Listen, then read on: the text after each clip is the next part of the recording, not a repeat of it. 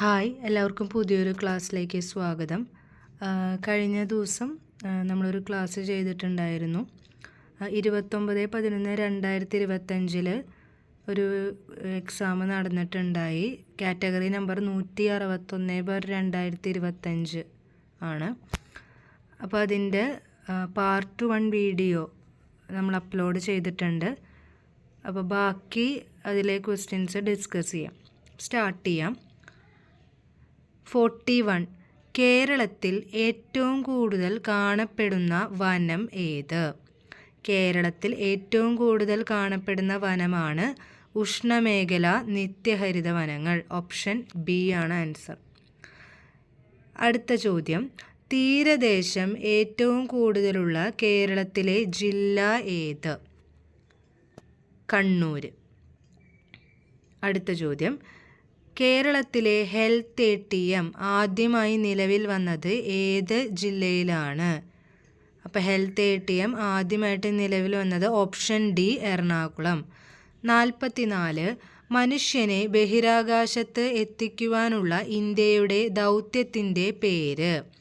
മനുഷ്യനെ ബഹിരാകാശത്ത് എത്തിക്കുവാനുള്ള ഇന്ത്യയുടെ ദൗത്യത്തിൻ്റെ പേര് ഗഗൻയാൻ. Option B. 45. ഏത് മഹാരാജാവിൻ്റെ ഭരണകാലയളവിലാണ് തിരുവിതാംകൂറിലെ ആദ്യത്തെ ഗ്രന്ഥശാല സ്ഥാപിച്ചത്? ഓപ്ഷൻ എ സ്വാതി തിരുനാൾ മഹാരാജാവ്.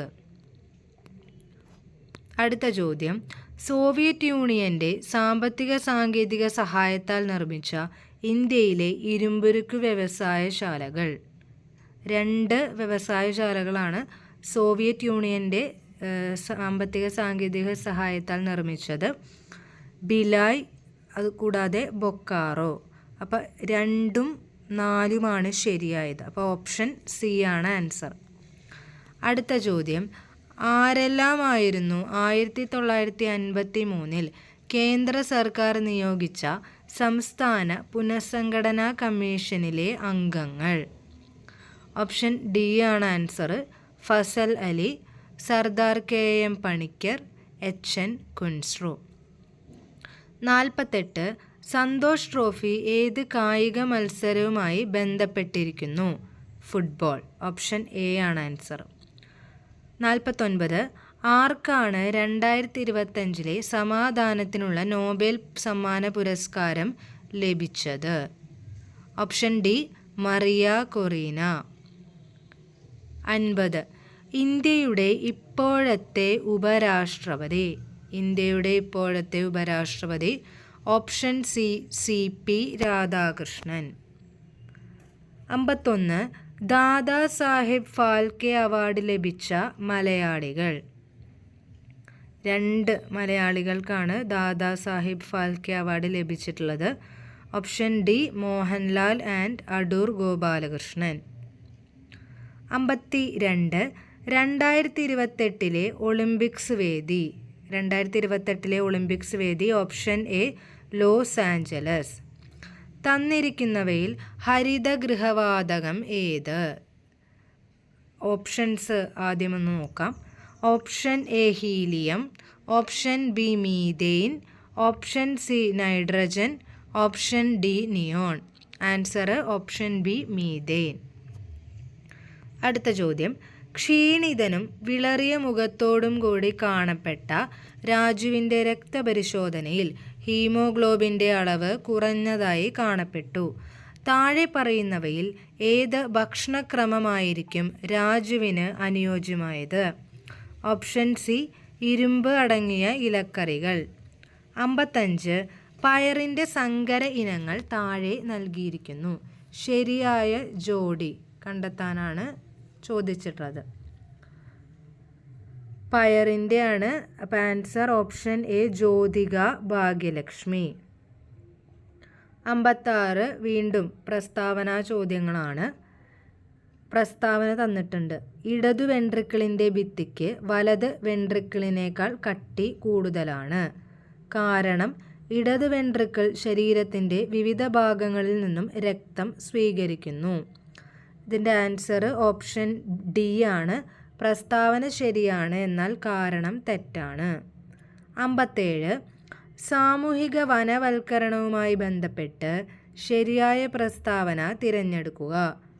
1. വനവിഭവങ്ങൾ അമിതമായി ഉപയോഗിക്കുക. 2. സുസ്ഥിര വനപരിപാലനത്തിലൂടെ പ്രാദേശിക ഉപജീവനത്തെ മെച്ചപ്പെടുത്തുക. 3. വനസംരക്ഷണത്തിൽ സമൂഹത്തിൻ്റെ പങ്കാളിത്തം വർദ്ധിപ്പിക്കുക. 4. വ്യാവസായിക ലോഗിംഗ് പ്രോത്സാഹിപ്പിക്കുക. ഇവിടെ ശരിയായിട്ടുള്ളത് 2ഉം 3ഉം പ്രസ്താവനയാണ് ശരി.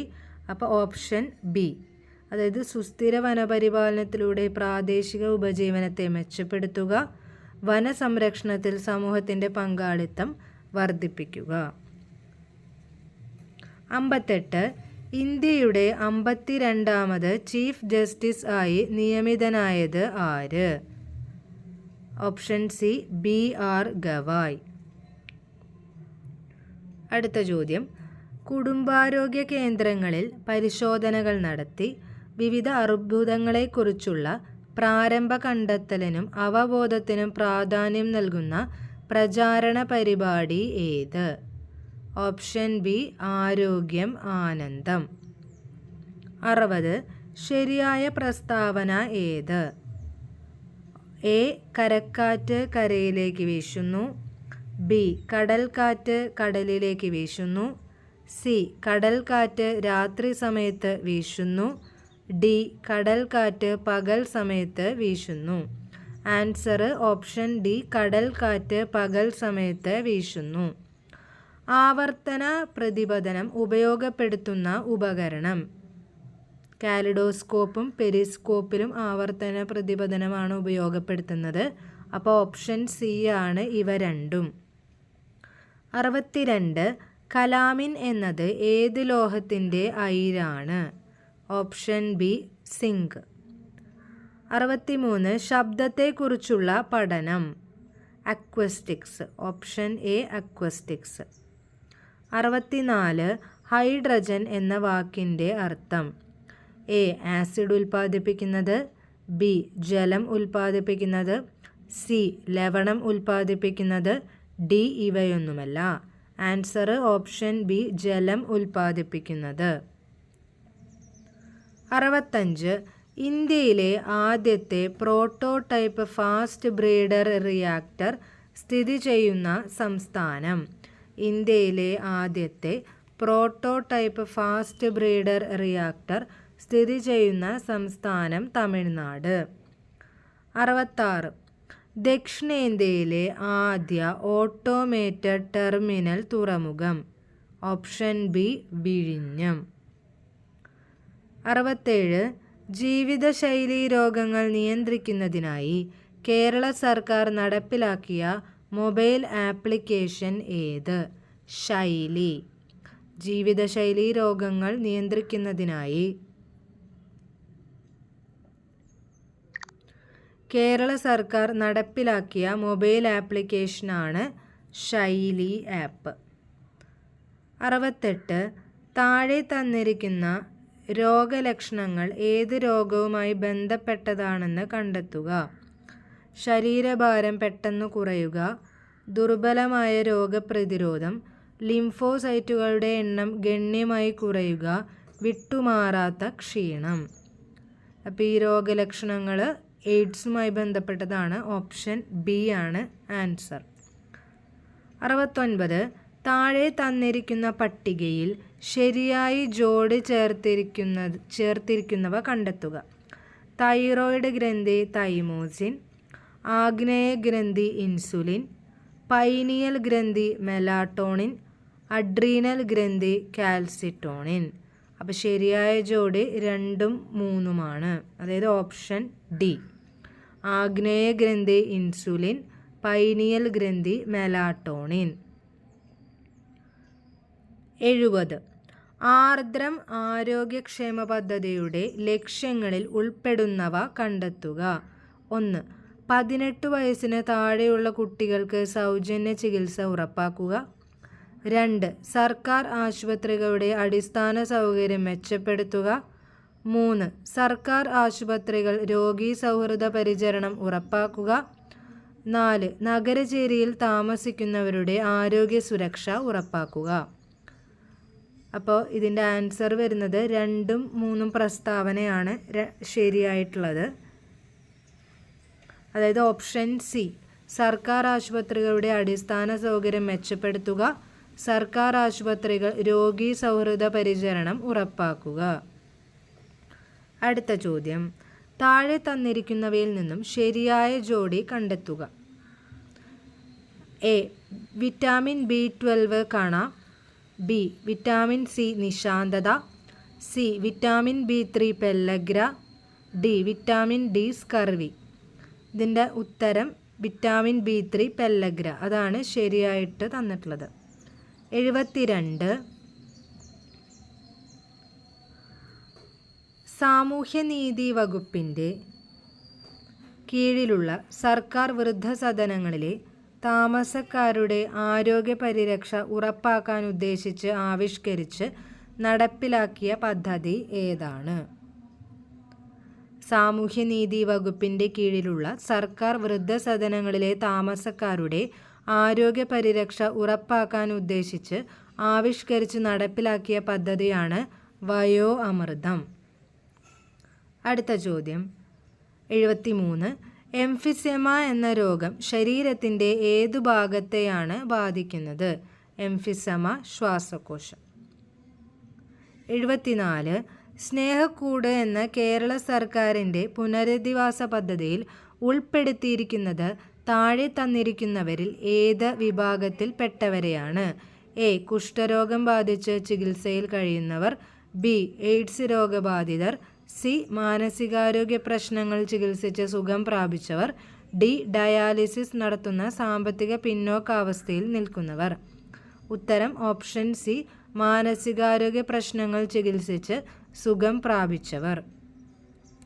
താഴെ തന്നിരിക്കുന്നവയിൽ വായു വഴി പകരാത്ത രോഗം കണ്ടെത്തുക. A, polio. ബി, വില്ലൻ ചുമ. C, chicken pox. ഡി, ക്ഷയം. ഉത്തരം ഓപ്ഷൻ എ, പോളിയോ. 76. താഴെ തന്നിരിക്കുന്ന പ്രസ്താവനകൾ വിലയിരുത്തുക. പ്രസ്താവന 1. ചെറുകുടലിൽ കാണുന്ന വിരലുകൾ പോലുള്ള വളർച്ചകളാണ് വില്ലസുകൾ. പ്രസ്താവന 2. വില്ലസുകൾ ജലം, ലവണം ഇവയുടെ ആഗിരണത്തിന് സഹായിക്കുന്നു. ഇതിൻ്റെ ഉത്തരം പ്രസ്താവന 1 ശരിയാണ്, പക്ഷെ പ്രസ്താവന 2 തെറ്റാണ്. അപ്പോൾ ഓപ്ഷൻ ഡി ആണ് ആൻസർ. ഇനി 77. 2025 വൈദ്യശാസ്ത്രത്തിനുള്ള നോബൽ പുരസ്കാരത്തിന് അർഹരായവരെ കണ്ടെത്തുക. 5 പേരുടെ പേര് കൊടുത്തിട്ടുണ്ട്. John Clarke, Mary E Brunkow, Susumu Kitagawa, Fred Ramsdell, Shimon Sakaguchi. അപ്പം ഇതിൻ്റെ ആൻസർ ഓപ്ഷൻ ഡി ആണ്. 2, 4, 5 ശരി. Mary E Brunkow, Fred Ramsdell, Shimon Sakaguchi. 78. Israel Palestine സംഘർഷഘട്ടത്തിൽ ഇസ്രയേലിൽ കുടുങ്ങിയ ഇന്ത്യൻ വംശജരെ സുരക്ഷിതരായി നാട്ടിൽ എത്തിക്കാൻ കേന്ദ്ര സർക്കാർ നടപ്പിലാക്കിയ ഓപ്പറേഷൻ റെസ്ക്യൂ പ്രവർത്തനം ഏത്? ഓപ്പറേഷൻ അജയ്. Option C. 79. താഴെ പറയുന്ന പ്രസ്താവനകളിൽ വിഴിഞ്ഞം തുറമുഖവുമായി ബന്ധപ്പെട്ട തെറ്റായ പ്രസ്താവനകൾ കണ്ടെത്തുക. വിഴിഞ്ഞം തുറമുഖം 2025 മെയ് 3 പ്രധാനമന്ത്രി നരേന്ദ്രമോദി രാജ്യത്തിന് സമർപ്പിച്ചു. ഇന്ത്യയിലെ ട്രാൻസ്ഷിപ്മെൻറ്റ് തുറമുഖമാണ് വിഴിഞ്ഞം. വിഴിഞ്ഞം തുറമുഖത്തെത്തിയ ആദ്യ മദർഷിപ്പ് ഷെൻഹുവ 15 ആയിരുന്നു. വിഴിഞ്ഞം തുറമുഖം നെയ്യാറ്റിൻകര താലൂക്കിൽ സ്ഥിതി ചെയ്യുന്നു. അപ്പോൾ ഇവിടെ ചോദ്യം തന്നിട്ടുള്ളത് തെറ്റായ പ്രസ്താവനകൾ കണ്ടെത്താനാണ്. 1ഉം 3ഉമാണ് തെറ്റ്. വിഴിഞ്ഞം തുറമുഖം 2025 മെയ് 3 പ്രധാനമന്ത്രി നരേന്ദ്രമോദി രാജ്യത്തിന് സമർപ്പിച്ചു എന്നുള്ളതും വിഴിഞ്ഞം തുറമുഖത്തെത്തിയ ആദ്യ മദർഷിപ്പ് ഷെൻഹുവ 15 ആയിരുന്നു. അപ്പോൾ ശരിയായ പ്രസ്താവന ഇന്ത്യയിലെ ട്രാൻസ്ഷിപ്മെൻറ്റ് തുറമുഖമാണ് വിഴിഞ്ഞം. വിഴിഞ്ഞം തുറമുഖം നെയ്യാറ്റിൻകര താലൂക്കിൽ സ്ഥിതി ചെയ്യുന്നു. 80. 49ാമത് വയലാർ സാഹിത്യ അവാർഡ് നേടിയ തപോമയുടെ അച്ഛൻ എന്ന കൃതി രചിച്ചത് ഇ. സന്തോഷ് കുമാർ. ഓക്കെ, അപ്പോൾ ഇത്രയുമാണ് ഈ ഒരു ക്ലാസ്സിൽ നമ്മൾ ഡിസ്കസ് ചെയ്യുന്നത്. Thank you.